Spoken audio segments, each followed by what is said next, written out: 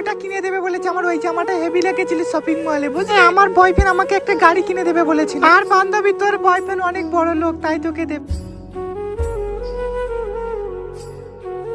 আর ভাই বল, কালকে কলেজে যাবি? আরে ভাই ওইদিকে একটা বাচ্চা আসছে।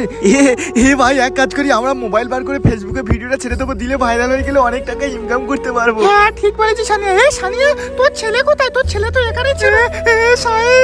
শাহিন বাবা, তুই কোথায় গেলে? আমার ছেলে কোথায়? আরে এদিকে ওই গাড়ি গড়িয়ে আসছে, তাড়াতাড়ি গাড়িটা ঘুরিয়ে নিতে হবে। বাচ্চারা নদীর দিকে চলে যাচ্ছে, আমার লাগলে হবে না, তাদেরকে বাচ্চাটাকে দাঁড় করাতে হবে। শাহিন বাবা, এই কে আছো? ওই গাড়িটা দাঁড় করাও, বাচ্চারা নদীর দিকে চলে যাচ্ছে। ইয়া উমা,